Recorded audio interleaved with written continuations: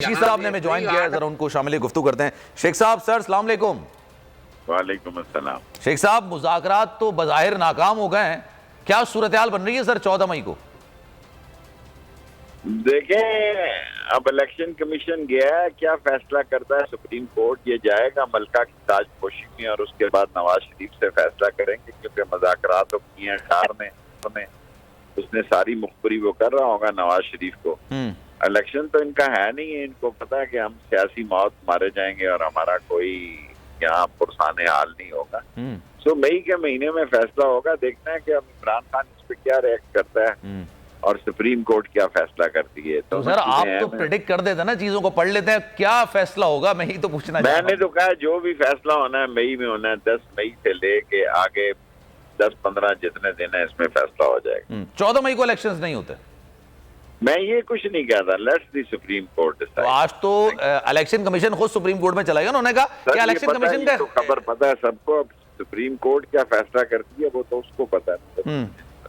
سر یہ مذاکرات جو ہے آپ اس کے حامی تھے، آپ اچھا غالباً ہمارا رابطہ شیخ رشید صاحب سے منقطع ہو گیا، تو دوبارہ رابطہ بحال کریں۔ جناب اگر یہ ویڈیو آپ کو پسند آئی ہے تو لائک پر کلک ضرور کیجیے گا۔ ہوائے نفس کی ہے حکمرانی، لٹیرا کر رہا ہے پاسبانی۔ بول نیوز کے مارکیٹنگ ہیڈ آکاش رام تاحال لاپتہ، تفتیشی ادارے جواب دینے سے قاصر، اہل خانہ پریشان، بیٹے کی جدائی میں ماں غم سے نڈھال۔ جو بچو ہندو پر آئے تھے جو کو پاکستانی، مجھے مہربانی کرے پنجو آکاش واپس کयो۔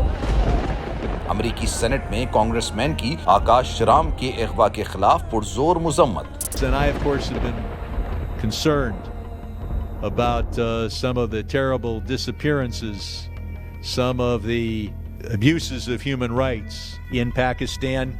یونائٹڈ نیشن نے بھی آکاش رام کی بازیابی کے لیے مؤثر اقدامات اٹھانے کا عندیہ دے دیا۔ مشکل کی اس گھڑی میں عالمی میڈیا سمیت انڈین میڈیا بھی چیخ چیخ کر آکاش رام کی بازیابی کے لیے آواز اٹھا رہا ہے۔ عالمی صحافتی تنظیم اور انسانی حقوق کی عالمی تنظیموں کی بھی آکاش رام کے اغوا کی مذمت۔ اف کیا ظلم ہے، بول انصاف کا منتظر۔ سبسکرائب کریں اور بیل دبائیں تاکہ کوئی خبر رہ نہ جائے۔